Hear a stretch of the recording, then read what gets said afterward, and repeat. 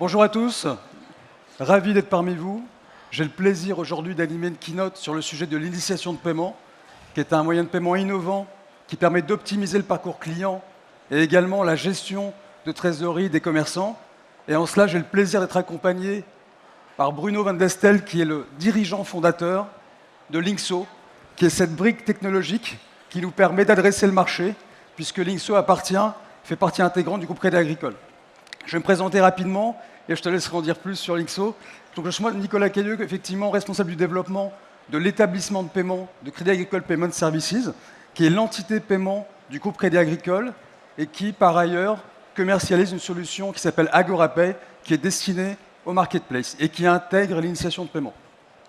Est-ce que tu peux nous en dire un peu plus sur Linkso? Très volontiers. Bonjour à tous, je suis ravi d'être ici. Donc, je suis président et fondateur de Linkso. Linkso, c'est aujourd'hui une fintech du groupe Crédit Agricole. On est depuis 2010 les pionniers de l'open banking et un des leaders aujourd'hui en France avec un développement européen en cours. On a développé au départ une application mobile qui permet aux particuliers de mieux gérer leur argent. C'est une application qui a eu un certain succès, avec plus de 4 millions de téléchargements à date. Ensuite, on a développé une offre B2B. On a développé une offre technologique à destination des banques, des fintechs, et maintenant, aussi grâce à l'initiation de paiement, aussi à destination des PSP et des marchands. Merci Bruno. Et j'aurai le plaisir dans un second temps d'accueillir Stéphane Chumier de VoxPay, qui va nous présenter des cas clients concrets, donc des cinématiques relatives justement à l'initiation de paiement. Je te propose qu'on s'installe pour démarrer. Alors, tout d'abord, on va donner un objectif à cette session, à cette keynote, c'est que vous puissiez sortir de cette session en ayant compris ce qu'est l'initiation de paiement, ce que sont les bénéfices qu'en retirent les commerçants. Vous verrez qu'on parle de toute transformation, on parle de parcours sans couture, donc ça c'est fondamental. Et par ailleurs, j'aurai aussi le plaisir finalement de vous dire un peu plus ce qu'il en est. Donc sur effectivement la dimension de ce qu'est l'établissement de paiement, est-ce que tu peux nous en dire un peu plus? Sur l'initiation de paiement? Exactement. Le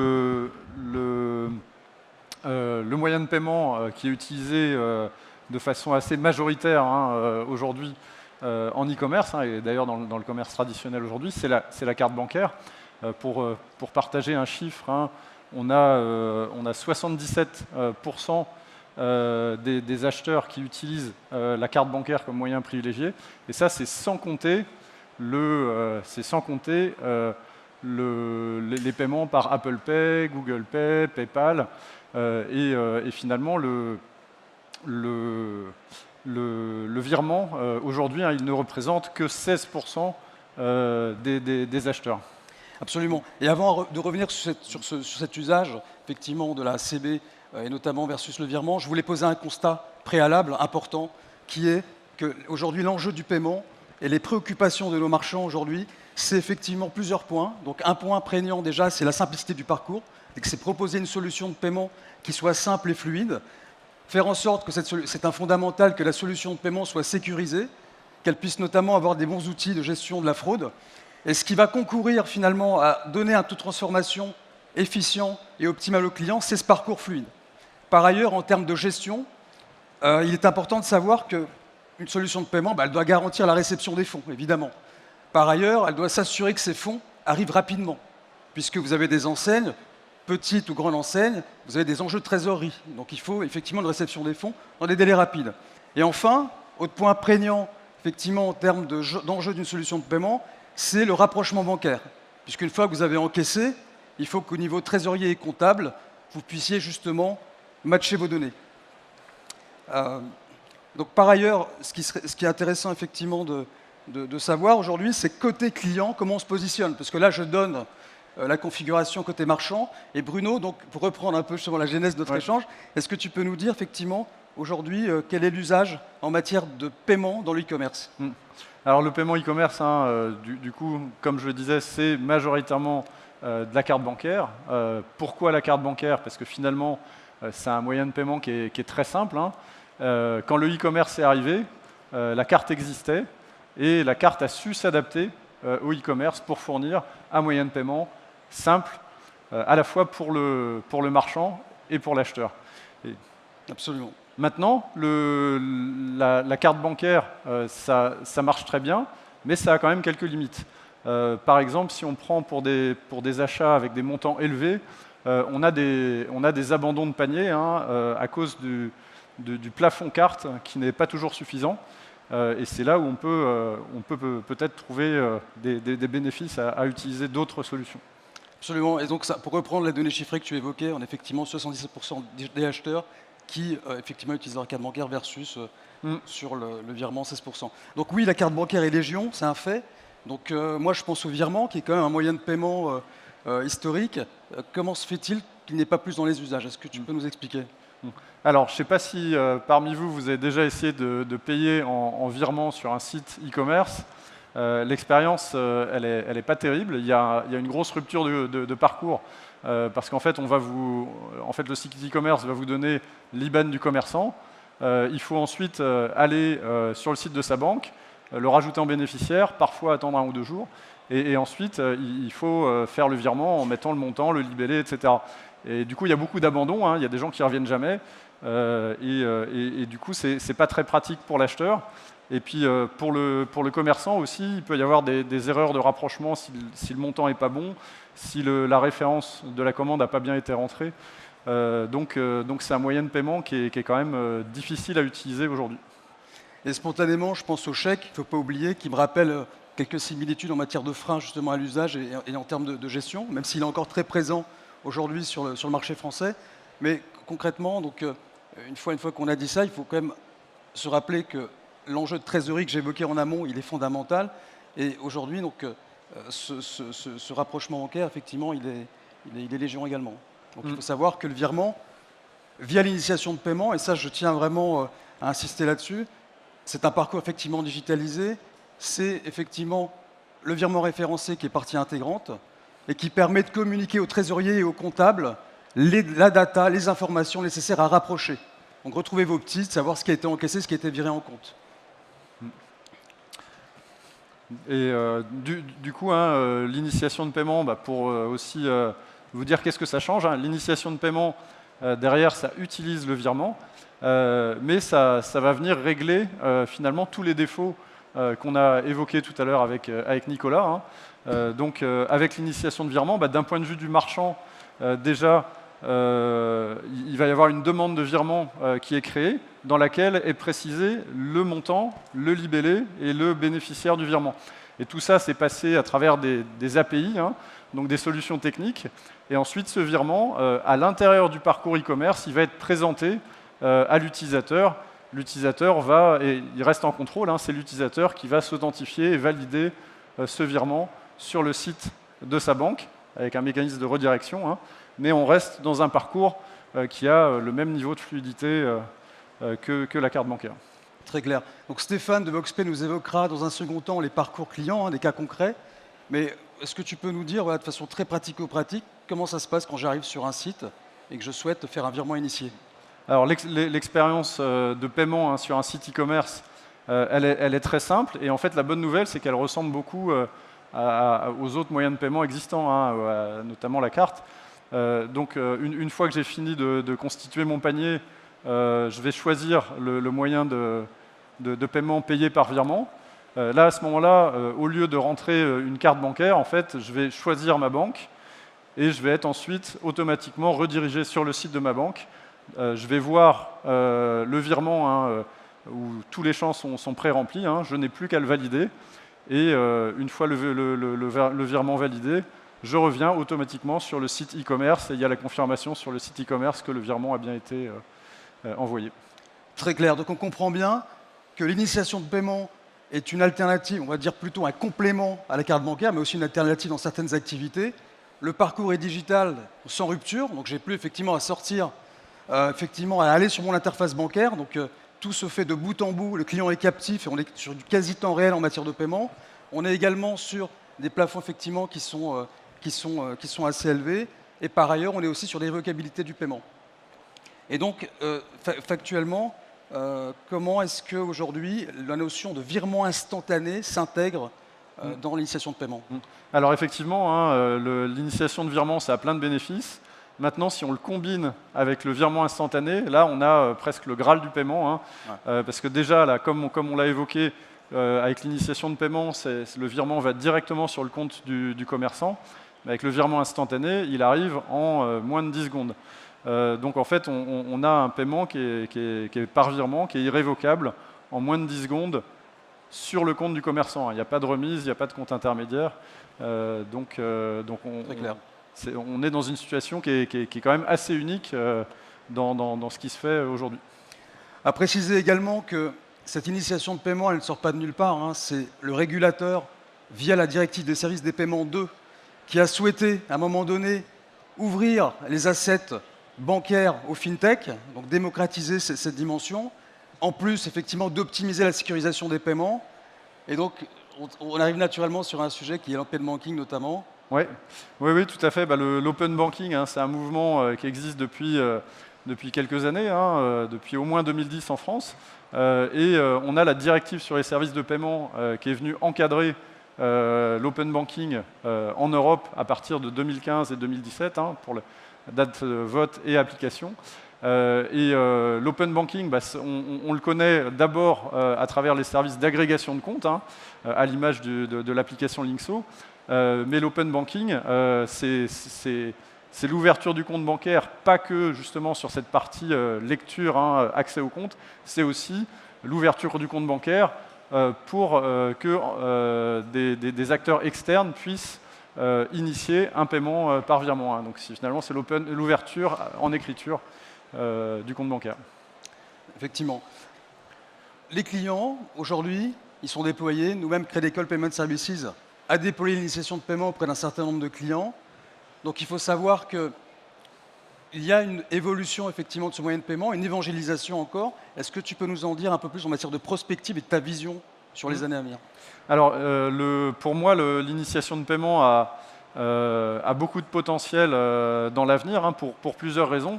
Finalement, je pense que le moyen carte bancaire, le moyen de paiement carte bancaire, il existait quand le e-commerce est arrivé, il a su s'adapter et il répond à plein de cas d'usage. Mais finalement, si on devait inventer le paiement pour le e-commerce aujourd'hui, peut-être qu'on n'utiliserait pas la carte bancaire.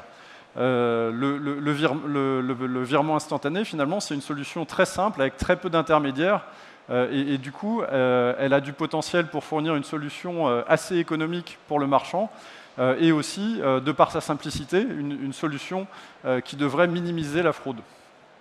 Très clair. Il y a un autre point, effectivement, qu'on n'a pas abordé, mais qui est important de rappeler, c'est la dimension, je parlais d'évangélisation.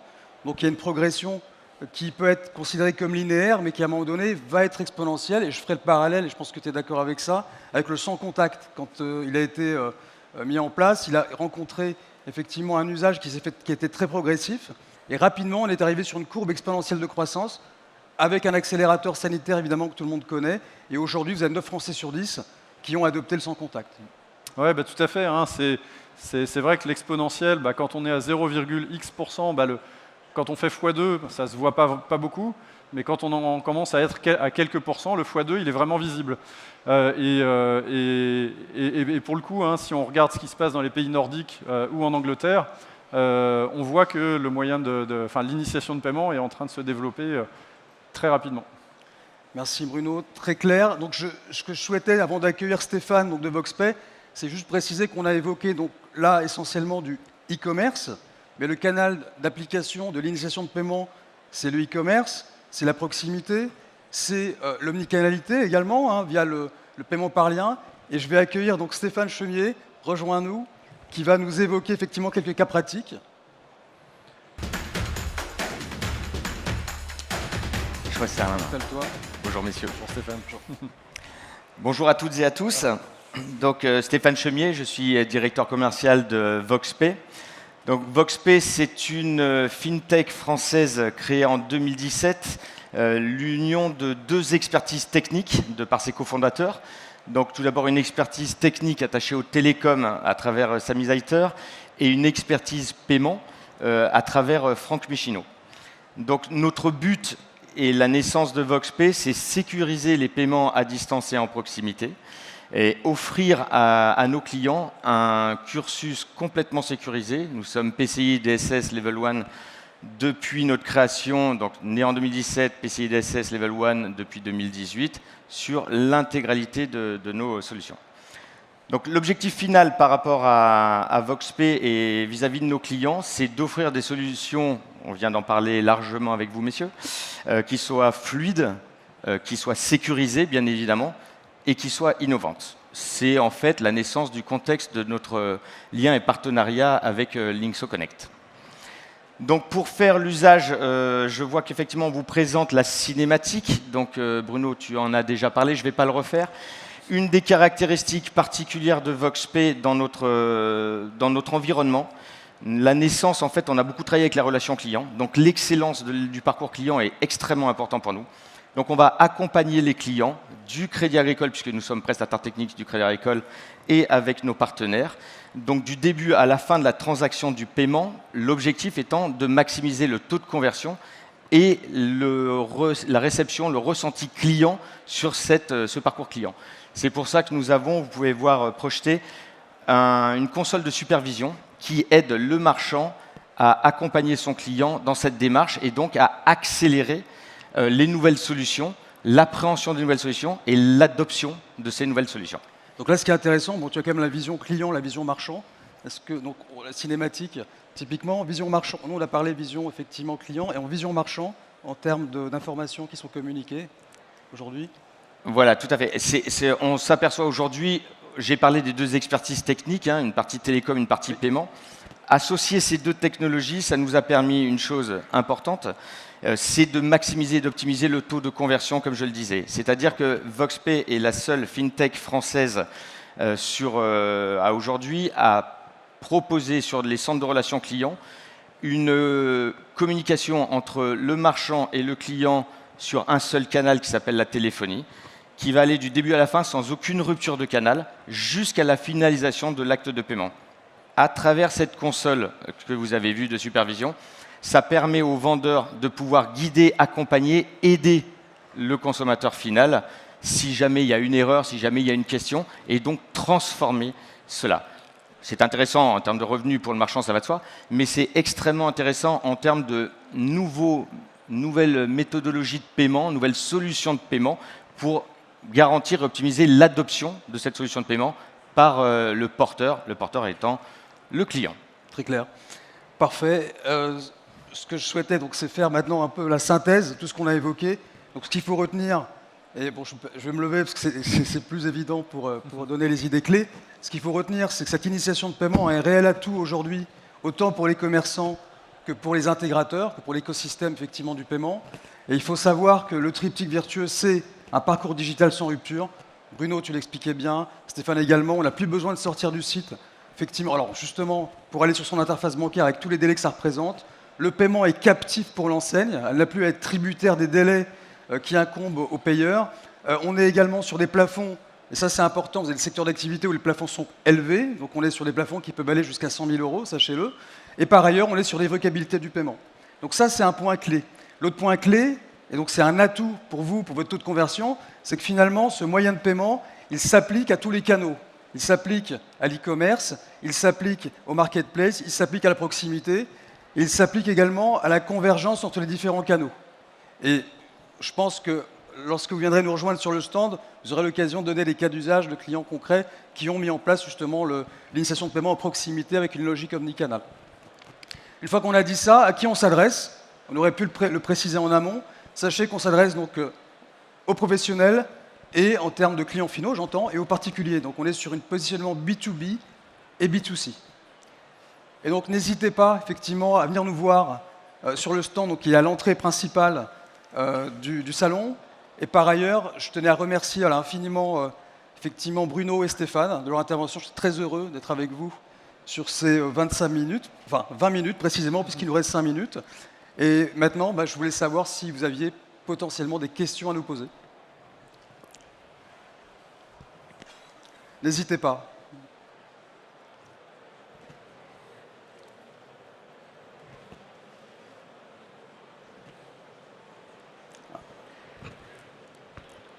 Une question? Une question. Il nous reste 4 minutes 49, donc n'hésitez pas. Quelqu'un se lance? Monsieur, parfait. On va vous donner le micro.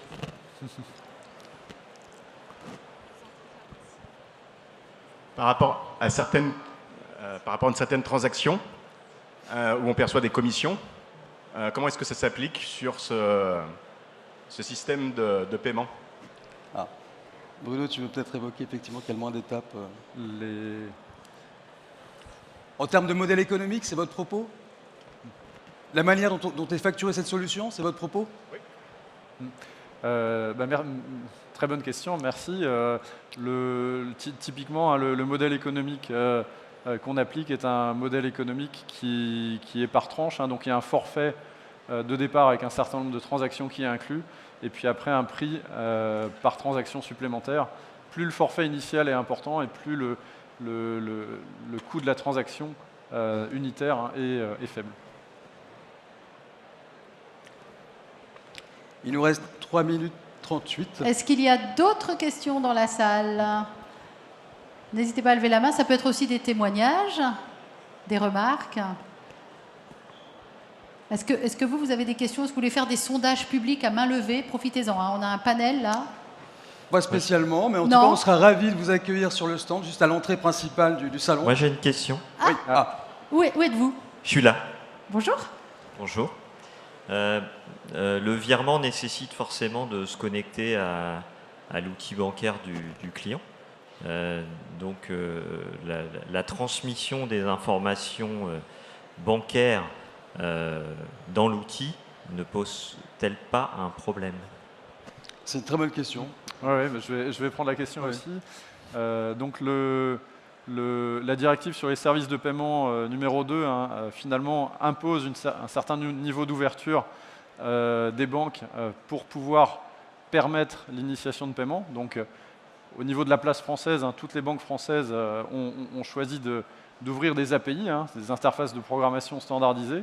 Et du coup, à Linkso Connect, on a créé une solution qui s'appelle Linkso Connect Payments, qui du coup s'intègre avec chaque API bancaire et fournit une interface standardisée aux commerçants ou aux PSP hein, pour du coup faciliter ces échanges d'informations avec la banque. Donc on fait entre guillemets tout ce travail de tuyauterie pour fournir un moyen de paiement très simple à intégrer au niveau du commerçant ou du PSP. Merci beaucoup. Alors, toute dernière question. Hein. Juste ici, le monsieur. Hein. Je vous laisse vous mettre debout et vous présenter, mais vraiment rapide. Hein. Bonjour, Yassine Regragui de Worldline. Bonjour. Vous avez parlé de virement instantané, surtout e-commerce, mais je suis curieux de savoir un peu votre vision du paiement instantané en proximité, sachant que ça prend peut-être 10 secondes, donc il y a peut-être le taux de conversion qui serait un peu faible. Et je suis juste intéressé de savoir ce que vous en pensez. Et votre vision sur le sujet. Merci. Merci pour cette question. Donc, le 10 secondes, c'est le maximum. Donc, en fait, en pratique, il y a un certain nombre de cas où ça va beaucoup plus vite.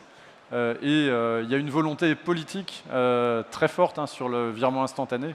Donc, on peut s'attendre à ce que le régulateur continue de pousser le virement instantané pour aller vers une certaine généralisation et puis pour que les frais du virement instantané soient aussi adaptés pour l'utilisation en virement instantané.